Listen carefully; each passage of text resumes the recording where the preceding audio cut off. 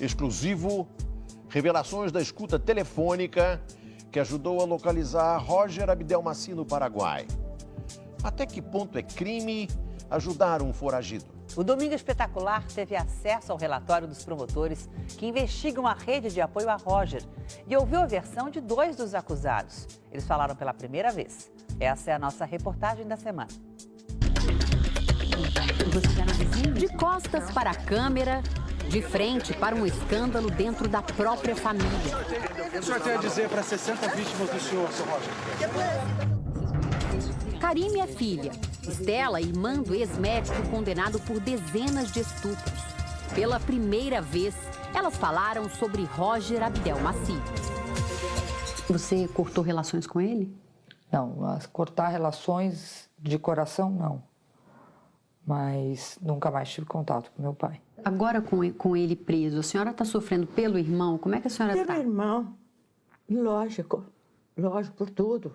Aquele irmão que eu vi passando no meio, ali aquilo foi uma coisa muito marcante. Um homem que eu não vejo há 3 anos, que a mim pareceu mais velho, uns 30 anos. Segundo a investigação do Ministério Público, um dos financiadores do ex-médico é um importante empresário brasileiro da área da saúde. Rui Marco Antônio, que também não quer mostrar o rosto, falou com exclusividade ao Domingo Espetacular e confirmou a proximidade com Roger. Nós somos amigos há muitos anos. Karime, a filha caçula do primeiro casamento, nega que tenha ajudado o pai. Em nenhum momento eu fiquei sabendo onde meu pai estava. E Maria Estela Abdelmaci, única irmã de Roger, também. É tudo muito doído, sabe? Ainda bem que minha mãe e meu pai não estão mais aqui para ver. O Domingo Espetacular teve acesso ao relatório final do Ministério Público. Os promotores do GAECO, Grupo de Combate ao Crime Organizado da região de Bauru, interceptaram os telefonemas de Roger Abdelmaci com autorização da Justiça e descobriram quem ajudou o ex-médico a se manter no Paraguai. Um esquema detalhado, com divisão de tarefas e muitos envolvidos. Dimas Campelo Maria e Sérgio Molina Júnior eram os 2 homens de confiança. Os promotores concluíram que Dimas, uma espécie de secretário particular, fazia o dinheiro que saía do Brasil chegar ao Paraguai. Sérgio Molina é o administrador da fazenda da mulher de Roger. Segundo os promotores, a propriedade era usada como fachada para as movimentações financeiras. A relação dos 2 homens com Abdelmaci fica clara em uma conversa deles gravada no dia 23 de junho deste ano.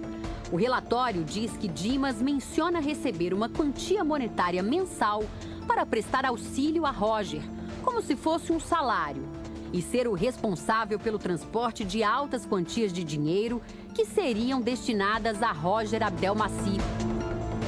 Na mesma conversa, Sérgio Molina diz que deveria vender tudo o que tem na fazenda para fazer dinheiro.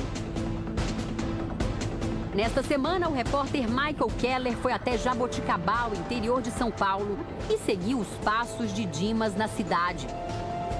Ele morou nesta casa durante 1 ano e até a semana passada abastecia o carro neste posto. Olha, eu não ouvi.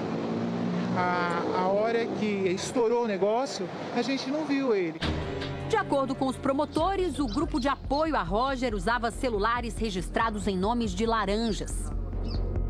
Os investigadores rastrearam os telefones. O sinal de um dos aparelhos passava sempre por uma antena que fica nesta rua, no bairro dos Jardins, em São Paulo. A mesma região onde mora Maria Estela Abdelmaci, irmã do ex-médico. Para o Ministério Público, o aparelho pertencia a ela. Maria Estela é apontada como o principal suporte de Roger, tanto emocionalmente quanto para administrar o dinheiro enviado para o Paraguai. O relatório fala em participação efetiva de Estela e Dimas nas transações monetárias em favor de Roger Abdelmaci. 2 vezes por mês, Roger tinha consultas psiquiátricas pelo telefone. Numa delas, reclama da relação com os filhos do primeiro casamento, que está abalada, e diz que só restou Estela para apoiá-lo. Estela nega ter mandado dinheiro ao irmão. Ele tinha condições de se manter fora, bem, com coisas do patrimônio dele. Certo, quando foi embora, já estava prevenido com essas coisas, mas nunca saiu dinheiro daqui para ele. Diz ainda, nunca soube onde o irmão estava escondido. Nunca mais vi, nunca mais soube, não sabia onde que estava. Aliás, achei que estivesse muito mais longe. Para o Ministério Público, não é verdade. O relatório mostra uma ligação do dia 1º de agosto. Estela diz que pretende ir ao aniversário das crianças, demonstrando conhecer o paradeiro de Roger. As escutas telefônicas deixam claro que Roger Abdelmaci passava por problemas financeiros. E isso era motivo de preocupação para ele. A clínica de fertilização em São Paulo, que durante muito tempo foi a principal fonte de renda do ex-médico, já não existia mais. De acordo com a investigação, Roger se mantinha com empréstimos. Boa parte deles vinha do empresário Rui Marco Antônio. O pediatra aposentado foi dono de um grande hospital de São Paulo e nega ter ajudado o amigo. Ele sempre teve um patrimônio e esse patrimônio o sustentava lá. Ele nunca precisou que alguém mandasse dinheiro para ele. Não foi isso que o Ministério Público apurou. Numa ligação, Roger diz que está com muita dificuldade financeira. Pede para Rui continuar o ajudando por mais um ano e se propõe a pagar uma parte do que deve a Rui em março ou abril do ano que vem e o restante mais para frente. No mesmo telefonema, Roger fala que vai receber algo em torno de R$1 milhão e ironiza, nos tempos antigos, isso era brincadeira. Rui Marco Antônio assume. Falou com Roger enquanto ele estava foragido. E estava bastante emocionado e agradeceu muito a ajuda que eu estava dando à família e que me pagaria isto de uma forma ou de outra, que ele pagaria. Eu acho que por causa disso relacionaram isto a meu nome. Essa foi a única vez que o senhor conversou com o Roger nesses últimos 3 anos? Não. Não. Em outra oportunidade também, sempre por celular, já houve conversa assim. O senhor ligava para ele? Não sabia onde ele estava, nem o telefone, nunca soube. Aliás, nunca quis saber, inclusive. E também achava que ele estava em um lugar muito mais longe do que realmente ele foi encontrado. Mas nunca soube onde ele estava. Então era ele que te ligava? Ele ligava para a irmã e às vezes que a irmã estava no meu escritório, nós chegamos a falar. O nome de Rui Marco Antônio aparece na investigação ligado a Sérgio Molina Júnior, o gerente da Fazenda de Avaré, uma das figuras centrais do esquema de repasse de dinheiro. O senhor chegou a conhecer o senhor Sérgio Molina Júnior? Conheci, sim. Sérgio Molina trabalhou no escritório do Roger muitos e muitos anos e eu o conheci. O senhor chegou a passar dinheiro para ele, enviar para o Roger? Nunca. Nunca, como eu falei para você, não precisava ser feito. E muito menos por meu intermédio, que não tinha nada a ver com os negócios dele. Não é o que revela mais uma vez o relatório das escutas telefônicas. Para o Ministério Público, no dia 5 de agosto, fica demonstrada a relação entre Molina e Rui Marco Antônio. Supostamente, Sérgio Molina se encontrará com Rui para pegar dinheiro. A dívida seria tão alta que Molina, a fim de quitar parte do dinheiro já emprestado por Rui a Roger, contratou serviços de carro forte. Rui Marco Antônio se defende. Diz que apenas auxiliou a família do amigo. E quais foram as pessoas que o senhor ajudou nesse período? Fundamentalmente foi a Estela, a irmã dele, e a Karime, filha. Karime é tão próxima que chama Rui de tio e confirma a ajuda. Eu procurei o tio Rui, que me ajudou durante todo esse tempo. O medo de ser preso, as dívidas, a distância do Brasil, tudo isso pode ter angustiado Roger e a mulher. Os dois gastavam R$9 mil por mês em sessões de terapia. Numa delas, Roger falou em suicídio. Assim que foi preso, o condenado disse aos policiais que queria se matar. Não me matar, era isso. Eu tenho uma arma em casa. As conversas entre Abdelmaci e o psiquiatra indicam mais que uma relação de médico e paciente. O relatório diz que em um telefonema, Roger pede que o psiquiatra ligue para Estela e informe que estava tentando falar com ela. Na última quinta-feira, quase 10 dias depois da prisão de Roger Abdelmaci, nosso produtor conversou com o psiquiatra pelo telefone. Ele disse apenas que não feriu a ética médica. Afinal, um médico que atende um homem foragido pode ser penalizado? Para este advogado criminalista, não.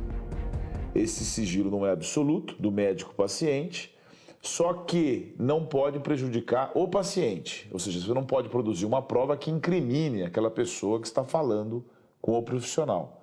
Já este psiquiatra pensa diferente.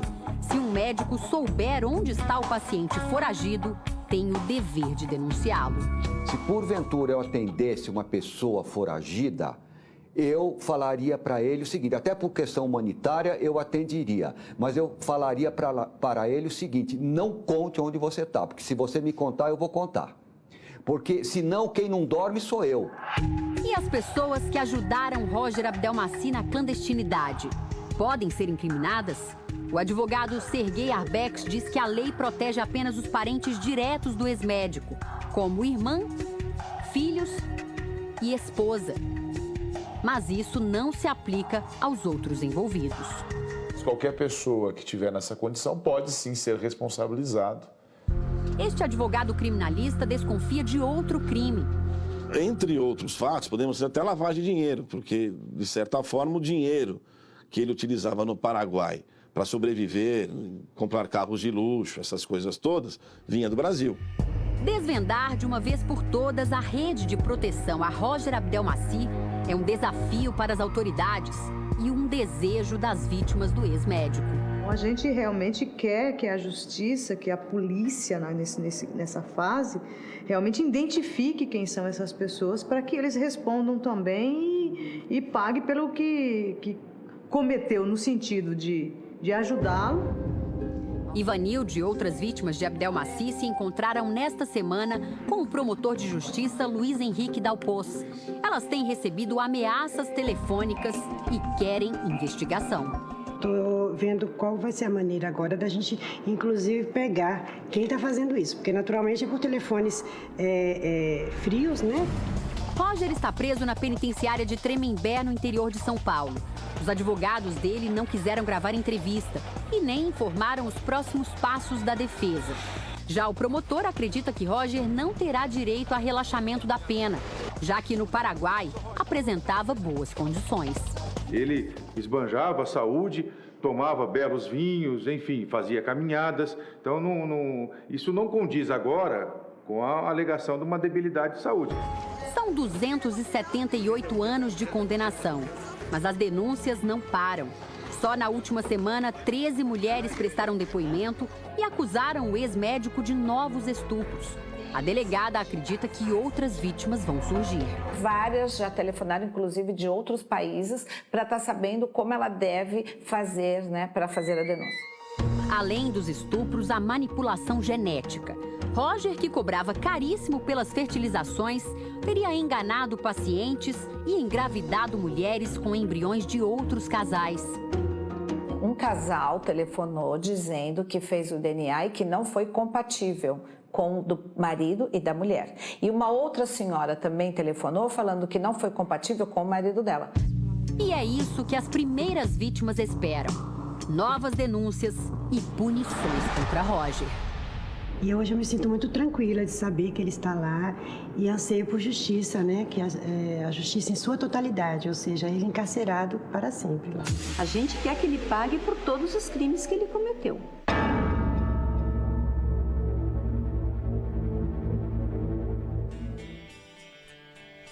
O que leva uma mulher a abandonar a carreira para viver com um foragido da justiça? A escuta telefônica e os flagrantes captados por nossa equipe no Paraguai ajudam a explicar o enigma de Larissa. Os últimos minutos ao lado do marido foram de desespero.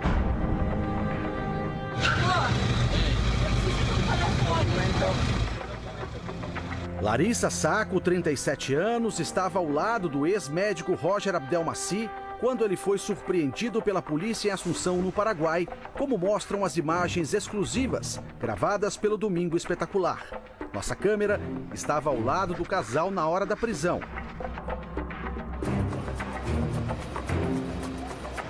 A reação de Larissa mostra os conhecimentos da ex-procuradora. Não pode. Mas tem que ter extradição, tudo. Não pode levar a hora ele para o Brasil.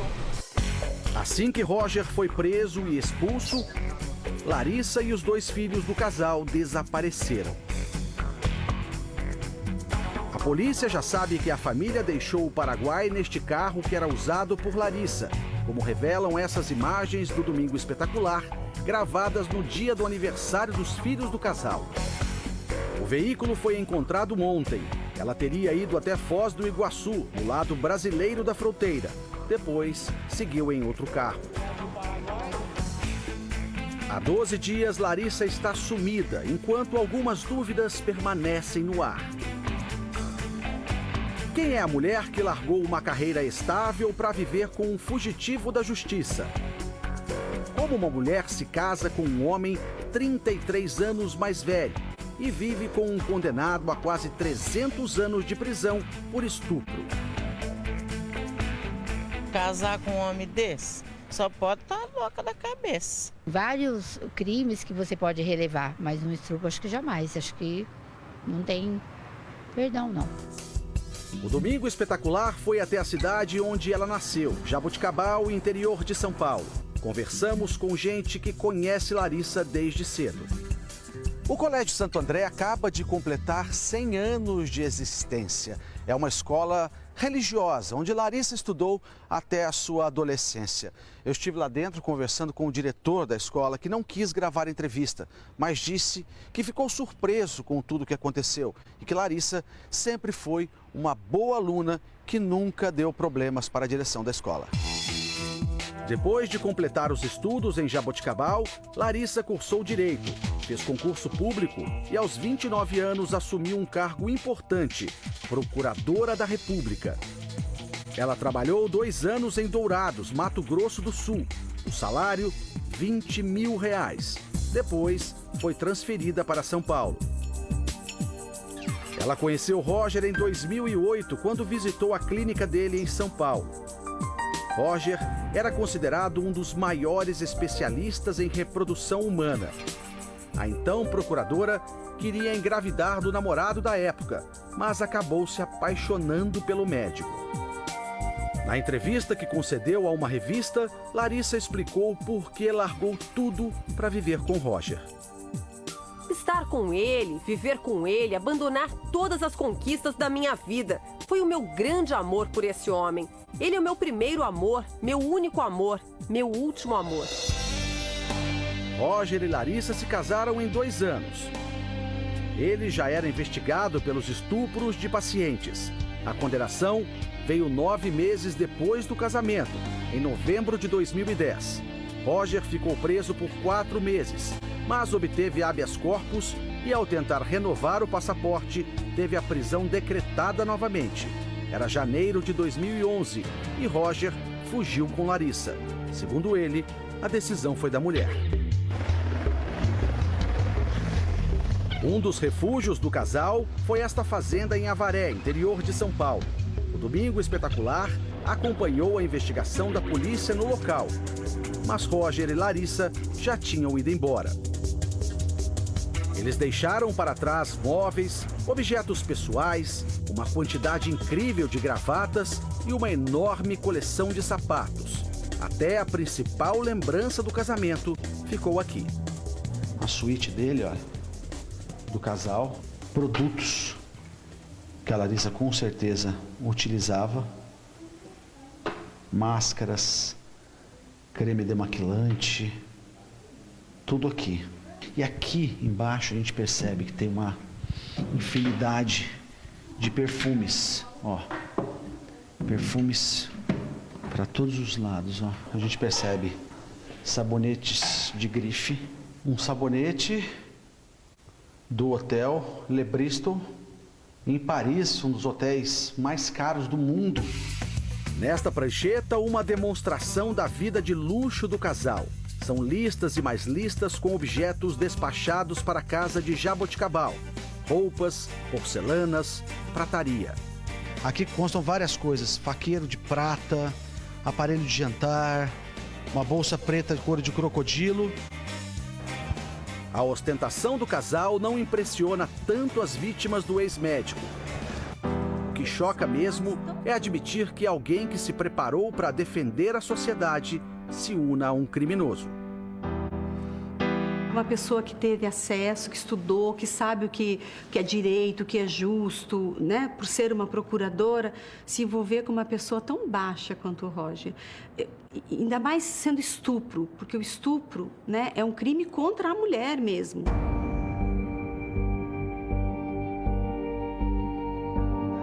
A psiquiatra forense Lícia Milena de Oliveira também vê contradições no comportamento de Larissa. É o mais incrível, né? Porque ela deveria estar do outro lado, né? Ela devia se considerar semelhante às outras mulheres agredidas, né? O que se passa na cabeça de uma mulher para querer se destacar das agredidas, né? E se juntar ao agressor? Uma coisa da personalidade dela mesmo. Num outro trecho da entrevista que deu a uma revista, Larissa diz que faria tudo de novo. Roger é uma pessoa do maior caráter, generoso. Em resumo, uma pessoa boa. Eu viveria tudo de novo. Largaria tudo de novo pelo Roger. Mesmo com todas as dificuldades que eu passei no Paraguai. Longe do meu país, longe da minha profissão, longe da minha família. Viveria tudo de novo, desse mesmo jeito. Como eu vivi com esse homem que eu tanto amo. As escolhas... A psiquiatra acredita na versão dela. Foi seduzido por ele... e quando a gente é seduzido por alguém, a gente é seduzido pelo pacote inteiro. A vida no Paraguai era de conforto e discrição, mas os promotores que rastreavam as ligações telefônicas descobriram detalhes da vida da família. Numa conversa com um psiquiatra, Roger revela que Larissa ganhou 1 quilo e isso fez com que Larissa ficasse irritada e reclama que os filhos têm poucos amigos. As 2 crianças nasceram no Paraguai. A menina frequentava esta escola de balé em Assunção. A professora ficou assustada quando soube que Roger era um fugitivo da justiça brasileira. Le conocí porque ella entrava com Maria na classe. A professora diz que conhecia bem Larissa, que entrava nas aulas com a filha. Para a professora, ainda é difícil acreditar na notícia. É um choque. A investigação acompanhava cada passo. O relatório do Ministério Público cita as aulas de balé. Uma ligação telefônica de Larissa para a mãe, ela comenta que a menina vai ao balé às segundas-feiras. Avisa que haverá festa no aniversário das crianças. E a avó diz que ela e o marido não irão neste ano por conta de tudo que houve na imprensa. Em Jaboticabal, tentamos contato com os pais de Larissa. Recebemos informação de que a ex-procuradora e os filhos estão morando com eles. Ninguém atende. Já chamei, toquei a campainha. Casa inteira fechada. Para a justiça, Larissa não é fugitiva, mas pode ser indiciada se tiver participação em outros crimes que Roger cometeu durante o período de fuga. De qualquer maneira, ela contribuiu com falsificações, falsidade ideológica, falsidade documental, organização criminosa, lavagem de dinheiro, enfim. Aonde houve uma atividade ilícita para propiciar essa fuga milionária do Roger, caso ela esteja envolvida, ela será responsabilizada. O relacionamento do casal está em muitas conversas rastreadas pelos promotores. Numa delas, o psiquiatra compara o isolamento de Roger e Larissa com o de 2 personagens da literatura que viviam numa ilha. Diz que os vê como Robson Crusoe e Sexta-feira. Em outra conversa, Larissa está preocupada que a vida clandestina prejudique os filhos. Os promotores relatam. Ela se mostra preocupada com as crianças. Diz que não quer que as crianças levem uma vida com muitas limitações. Outra revelação do relatório. um seguro de vida milionário que Roger fez em favor de Larissa. Segundo os promotores, Roger diz que possui seguro de vida que daria de 2 a 4 milhões a Larissa e que gostaria que a esposa fosse para outro continente, de preferência o europeu. No dia em que Roger foi preso, os dois deram uma demonstração de cumplicidade. Larissa apelou para o lado maternal.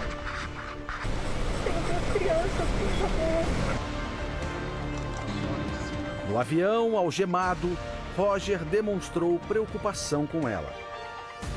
Quero saber se deixaram bem a minha mulher. É isso que eu queria perguntar para você.